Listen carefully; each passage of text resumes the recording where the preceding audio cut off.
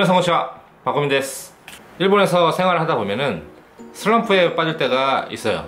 일본어를 공부하고자 해서 일본에 딱 갔는데 슬럼프에 빠지는 거야. 뭔가 자신이 정말 잘하고 있나 라는 걱정이 들 때도 있고, 뭔가 아는 사람도 없고 이러기 때문에 외로움에 빠지기도 쉽습니다. 가벼운 우울증 증상이 나타나는 거예요. 그런 것을 일본어로 홈시크라고 하는데, 외국에서 생활하다 보면은 슬럼프에는 한 번 정도 빠지는 것 같아요. 뭔가 그 가벼운 우울증 같은 증상, 홈시크.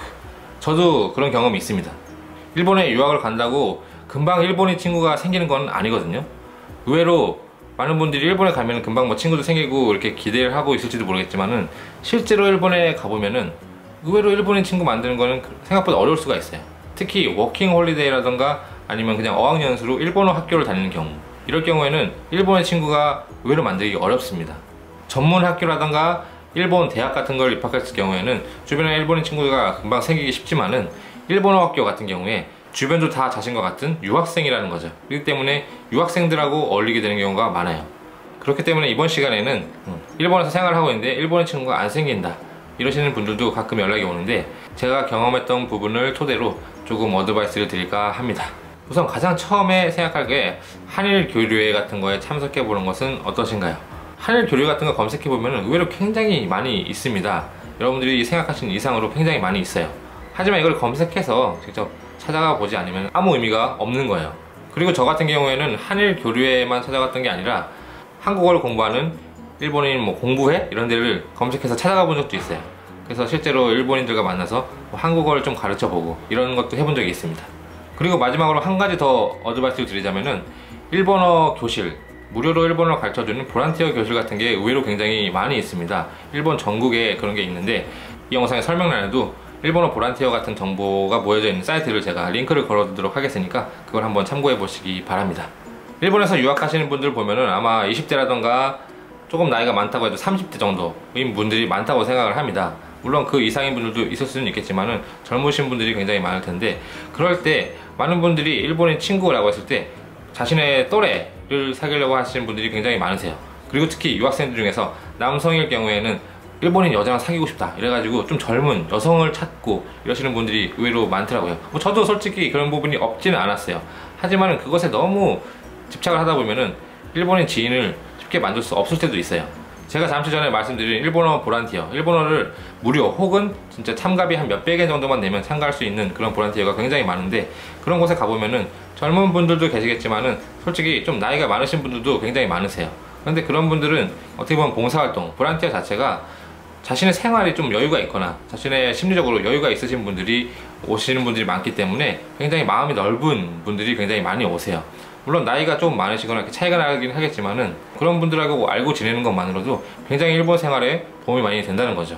실제로 저도 일본에 처음 갔을 때는 일본어 학교를 다녀서 주변에 일본인이 별로 없고 유학생들밖에 없었어요. 그렇기 때문에 어떻게 하면 조금 더 일본인들과 만나서 이야기할 수 있는 기회를 찾을 수 있을까 라고 검색을 하다가 일본어를 가르쳐주는 이런 보란티어 같은 데를 참석하게 됐고, 그런 데서 알고 지내게 된 좀 나이가 많으신 분이긴 했지만, 저보다 많다고 해봤자 한 10살, 20살 정도? 제가 그때 당시 20대였는데 한 30대라던가 40대이신 분들하고도 자주 어울리고 만나면서 같이 어디 놀러도 가고, 그리고 같이 밥을 먹으러도 다니고 이러면서 일본어를 실제로 사용할 수 있는 기회를 많이 늘림으로써 정말 많은 것을 배운 것 같아요. 마지막으로 그런 곳을 찾아갈 때 제가 좀 드리고 싶은 조언으로서는 혼자서라도 가보시길 바랍니다.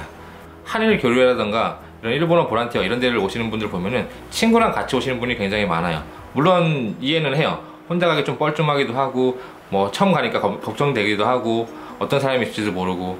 한국에서도 한일 교류를 하면은 친구랑 같이 오시는 분들이 굉장히 많은데, 그럴 경우에는 처음에는 친구랑 같이 참석을 했다가 만약에 친구가 어떤 일이 있어서 못 오게 될 때, 그러면 자신도 거기를 안 가게 되는 경우가 많거든요. 매번 참석을 하다가 친구가 안 가게 되니까 혼자 가기 좀 뭐하니까 안 가게 되고, 이런 경우가 굉장히 많아요. 그렇기 때문에 좀 용기를 내서 혼자라고 하더라도 그런 곳에 직접 찾아가 봐서 일본의 지인을 만들고 그런 분들하고 어울리면서 일본어 공부를 하는 것은 어떨까라고 생각을 해봅니다.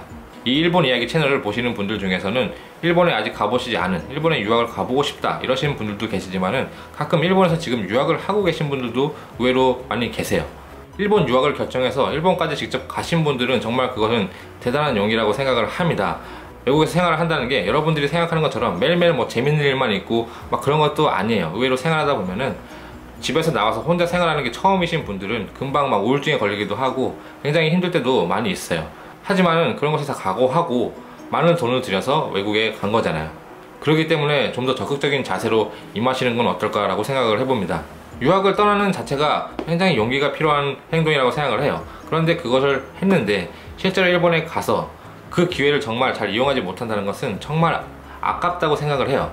일본에서 유학생으로서 생활하는 것 자체만으로도 방세를 포함해서 식비, 그 다음에 학비, 그 다음에 그 외의 것들 다 포함하면은 한 달에 생활하는 것만으로도 100만원 이상이 들어가거든요. 그런데 그 기회를 잘 살리지 못한다면 굉장히 아깝겠죠. 일본에서 생활을 하다 보면은 슬럼프에 빠질 때가 있을 겁니다. 외로울 때도 있을 거고, 그 외에 뭐 인간관계라든가 뭐 이런 것 때문에 힘들 때도 있을 거라고 생각을 해요. 하지만은 여러분들이 일본 유학을 결정했던, 왜 내가 일본에 왔는지, 왜 내가 일본에 가고 싶었었는지, 그 이유에 대해서 다시 한번 떠올리고 좀 더 적극적으로 행동해 보시는 거는 어떨까 싶습니다. 일본 현지에서 지금 유학을 하고 계신 분들 중에 이 영상을 보고 계신 분들도 계실 텐데, 어차피 용기를 내서 일본에 간 거 집안에서 공부만 하고 있는 것이 아니라 한 발짝이라도 밖에 나가서 더 많은 사람과 만나보고 이런저런 경험을 해보는 것은 어떨까요? それでは次回お会いしましょう。バイバイ。